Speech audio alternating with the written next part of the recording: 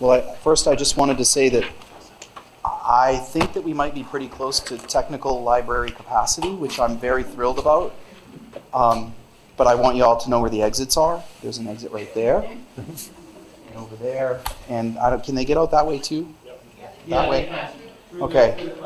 I have no intention of doing a fire drill right now, but I do want to make sure that you all know where to go. Well, I really couldn't be happier to see all of you here this evening. Thank you for coming out to hear about this very important topic. We have worked tirelessly since September when the board asked the administrative team to present a proposal that would reflect the possibility of having our 7th and 8th grade students attend school at the high school facility while having our 6th grade students attend school at the elementary schools in order to help with really frankly, our situation where we have 5 campuses for 1,600 students. We're finding that as we've done a deep analysis of our finances, that's a very challenging thing to do. It's making our cost per pupil very high, and it's also keeping resources from helping students to learn. So you'll see in this plan that we've tried to balance those two needs while meeting the needs of our students in this amazing facility. I do want to take a moment to recognize the people who worked on this plan, and I also want to remind everyone that this plan is an overarching outline of what it would look like. There are a lot of estimates, and should the board choose to make a move of having students attend middle school in the high school facility, there is further work to be done that would be extremely collaborative with staff. So we are looking for staff input at that point. This is just an overarching vision of what it would look like to get the process started. Before I do that, I would just like to acknowledge the people who have spent a lot of hours working on this. One is Steve Riley. Steve, could you raise your hand? Brian Stack. Oh, thanks. Please, Steve deserves a round of applause for sure. The second is Brian Stack. I'd like to take credit for these slides looking kind of cool sometimes, but it's really Brian Stack. So, yeah, thanks, Kevin. I appreciate the applause, but really Brian's the one, he's the PowerPoint master of our administrative team. And then there were a number of folks at the elementary and middle school level. Hold your applause, I'll just say them all at once. Sandy Rutherford, Ryan McCluskey, Annie Rutherford, and we had a lot of other input from folks like Jody Gutterman, the Director of Special Services, the business office. It's just been a real team effort to try to come up with a plan. So could we give all of them a round of applause as well? All right. So here it is. I'm going to start off with an essential question. What would it take for us to maintain the middle school that we have now? That's the first question that folks wanted answered, particularly some parents, and I think it's a fair question. So Mr. Riley and I sat down and went through the capital improvement plan and tried to figure out what in the capital improvement plan is essential and what would the real cost be, because capital improvement plans are typically looked at as an estimate, and we felt that the figures in our capital improvement plan were higher than they should be. So we estimated that there would be window replacements, window dressing and treatments. The windows in that building are very old. In fact, they're the same windows that were put in the building when it was built in 1977, 78. Classroom door hardware replacement. I'm not going to read this whole list, but I'll say the big things are the main office renovation for security. The ceilings have a lot of work that need to be done. And the total for that would be about $971,000. So if we were to keep the middle school configured the way it is, it would cost about $970,000 of necessary immediate improvements that need to occur. There's also another $670,000 roughly of facilities costs that would need to be done that are less urgent but very important. So in other words, there's some real needs for worn out casework, counters, upper and lower cabinets. Flooring is a big issue. There's a lot of asbestos that isn't cracked, but if it's not cracked, it doesn't have to be replaced, but at some point it's going to need to be remediated. That was a big cost. And the leach fields will need to be addressed eventually if we keep the facility open. So we worked really, these costs came straight from the capital plan. The costs on this slide were actually, almost all of them were direct estimates from updated estimates, not the original capital plan. So the total would be about $1,640,000. So that's the cost if we were to keep the middle school open and do the renovations that were necessary. And I do want to thank Steve for going really deep and going out and getting estimates and really working hard to get this figure to be real, without any real, what I like to call projection bloating. These are real figures. This is what it would cost folks to keep our middle school open. So we had a long conversation about the parameters would be if we were to move the middle school to the high school facility. The parameters were that we want to make sure that there were two separate schools operating within the same facility. They would have separate entrances. We worked hard in the first phase to figure out roughly how many classrooms the middle school would need and what that would do for the high school. And it was really clear right from the beginning that we would need to share spaces for music, art, lunch, library, phys ed. And we really worked hard to minimize to the extent possible the need for facility upgrades. We talked about everything. We talked about a separate elevator. We talked about having students on the second floor. We talked about different configurations of the main office, all the issues that you're going to see. And I feel like the team has done a sincere and genuine job of whittling this down to a very realistic, plausible plan. And then the last one was that after we started analyzing the number of classrooms and the needs of the two schools, it became very clear early on that the SAU 17 office would not be able to stay at the high school facility if this move were to take place. So here's the layout. This is the first floor of the high school. You can see the wing on the lower right is in yellow. That's the area that the middle school students would be utilizing. And I'm going to talk about each of these areas in greater detail on the next few slides. So if you can't see real well, don't worry, it's coming in bigger format in a second. It is important to note that there would be a single entrance and office for the middle school right on the lower right-hand corner where that arrow line is on 112. And I'll show you in just a minute where that is. We would also be using the upstairs of the same wing for classrooms, and there would be a doorway between the high school and middle school in the hallway right there. The area in the circle in the upper left would have bathrooms, and the technical term I don't love, it's gang bathrooms. What it means is bathrooms with lots of stalls, so that the students would be in compliance, the bathrooms would be in compliance for the number of students. And in addition to that, the team felt that the middle school students would need their own locker room. So the locker room would be in room 142, directly across from the small gym, which would be dedicated to the middle school during the school day. So to summarize, we really wanted to focus on making sure that the middle school students had their own place to change, their own main office, their own multi-stall bathroom, and we had to add some water for science classrooms in the wing. This spot right here is where the main office would be. Now that is not the entrance that the high school students use. It's the one to the right of the building, directly below the SAU office, if you know where that is. So it's a separate entrance in the building. So if you go back here, you can see the high school main office is where that oval is in the middle. And then go to the right, that's the entrance of the middle school, right where the yellow blocks start. Okay? And if that's not clear, I can show it to you later or talk to you about it. But that office, there was a lot of conversation about that office. It started out as almost a $500,000 office. We whittled it down to a smaller space and a much more usable space, which was a great team effort. We got that down to $150,000 to renovate that office instead of significantly more. And I have to say, we spent a lot of time figuring out the logistics of this. It would look like this. So basically you would walk into the building, the parents would walk into the building, and there would be a window on the right-hand side with secretary stations, a reception room, a conference room, and a principal's office. Now, if you can't see these slides real well, I just want you to know they'll all be on the web right after this meeting.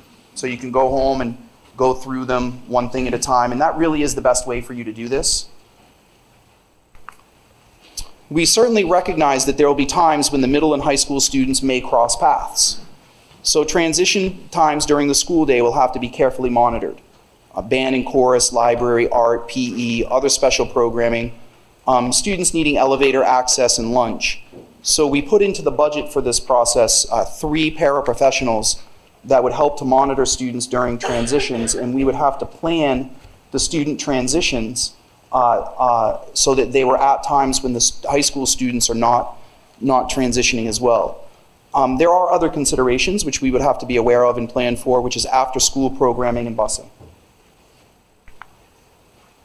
So there are a number of estimated one-time costs at the high school. I'll go through a few of these and then give a summary. Certainly I don't want to insult anyone. You can all read these slides. The bathrooms would be about $197,000. The office and the entrance vestibule would be about $152,000. The classrooms would be about $14,000. The locker rooms about $210,000, $211,000. We would have to pay to move the middle schools about $42,000. And then there are a number of other items that are important, such as the intercom bell phone system, wiring for computer labs, signage, air conditioning, and corridor doors. The total one-time cost to move the 7th and 8th grade to the high school facility would be $720,000 roughly. Now I want to remind everyone these are all estimates, but we worked hard to get, we had contractors come in and actually give us the best estimate that they could. We didn't just call people and talk to them. We actually had them come, walk the building, work with a project manager, and figure out a really solid estimate. Again, thank you, Mr. Riley. He worked very, very hard on that. There would be estimated staffing reductions at the middle level. As a result of the move, approximately 10 positions across all areas of the school would be reduced, including teaching staff, support staff, custodians, and clerical support, and those savings would be roughly $847,000. The administrative team at the middle school looked hard at their budget and found a number of, I included this slide not because of the monetary amount, but to show the level of detail that the administrators went to figure out exactly what they would need and not need to try to make a best estimate. So there are maintenance services, enrichment, school administration dues, and replacement furniture. Athletics. This is another really hot topic item that some parents asked about, both in the survey and in my individual meetings with parents. There is a really interesting thing. The 6th grade students, if they are at the elementary school, would not be able to participate in middle school interscholastic athletic opportunities because of the rules of the Tri-County League, not because we wouldn't want them to. We would love them to do that, but the Tri-County League will not allow them to. We would have to transport students to the fields at the middle school and continue to use the fields, which means that we would also probably have to contract some, I don't have a better way to say it, but porta potties for the fields down there for the times after school when kids are using the fields. The schedule for the high school athletics would be slightly affected by the loss of the middle school gymnasium, and it is used daily in the winter from 2:30 to 5:30 for basketball practices, so we'd have to schedule carefully to accommodate that. We did an estimate of what we thought, well, if the kids can't participate in middle school sports, they're going to need intramurals, so we budgeted about $10,500 for intramurals at the elementary schools to help offset the fact that they wouldn't be participating in middle school sports. So having grade 6 at Memorial and Bakey School posed a few problems, and we thought long and hard about that. We decided that it would be best for the 5th and 6th grade students to assume a blended elementary and middle school model by switching classes in their core content areas. 5th grade and 6th grade students are typically kind of ready to switch classes, and we didn't feel philosophically that we should hold them back by having them be in one classroom all day long. In staffing, it is likely that some specialists will be on carts. We have not developed master schedules yet. That would be the work of the upcoming year to make decisions about what would happen with the master schedules. And facilities, we are certainly continue to be concerned about the modulars that are at the Memorial School that need to be either replaced or build a permanent classroom addition.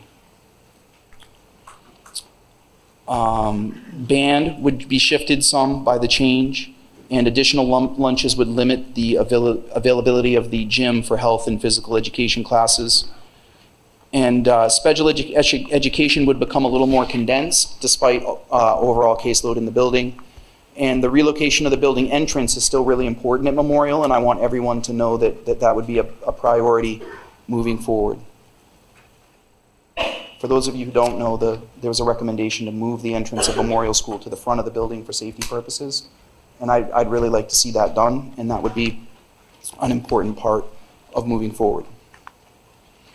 So here's the layout of what the Memorial Elementary School would look like with grade 6. And there are 2 grade 6 classrooms. You can see the star in the upper left-hand side shows where they would be. Really, the layout of the building isn't much different than what it is now. It just simply added 2 classrooms. Certainly, you'll be able to see this a little bit better on your home computer when you can look at it more closely.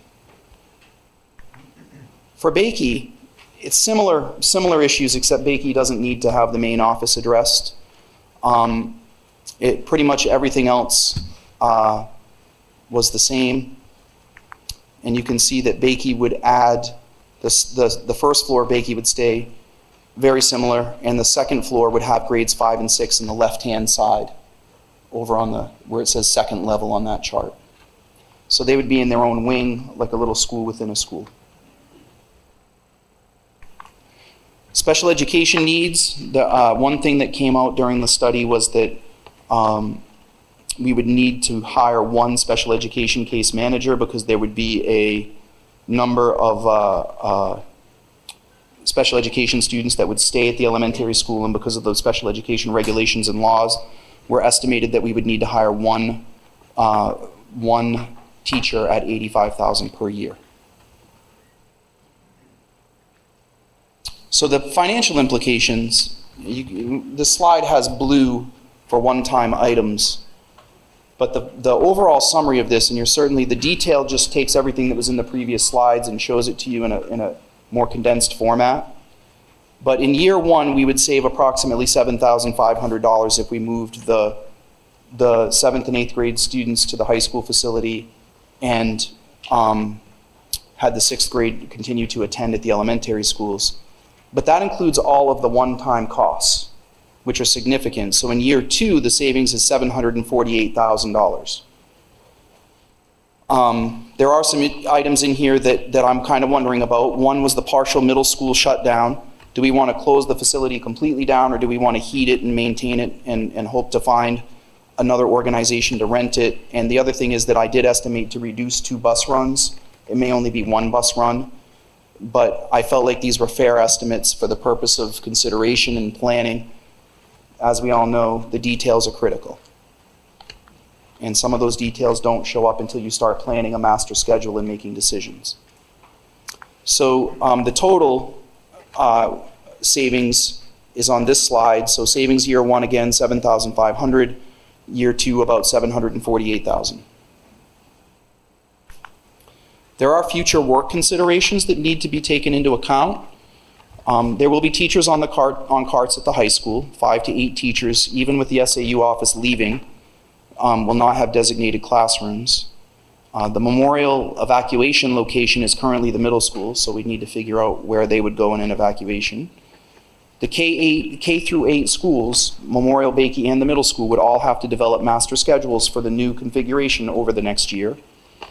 And the specials and lunch schedule at all 3 schools would need to be done within that. Library physical space would need to be reorganized at the high school to accommodate middle and high school students. There is a storage need in the high school classrooms. Physical education would need to have their storage reorganized, and we've been working with some folks to make plans for that. There is a press box behind the high school that would need to have a shed completed to provide cold storage for outdoor items. And again, as I said earlier, the middle school athletics will need transportation to fields. And then the big question is, what will we do with the middle school building once it's empty? It's really hard to solicit interest in a building that's not empty. So I can't say, there's no plan at this point. We have, you know, as always, word kind of gets around that there might be an empty building that could be used for a purpose, and we have been approached a little bit, but I don't have anything to share at this time. I do think it's important also to note that it's highly likely that this plan would include that the SAU office would move to an office space down in the Carriage Town Plaza.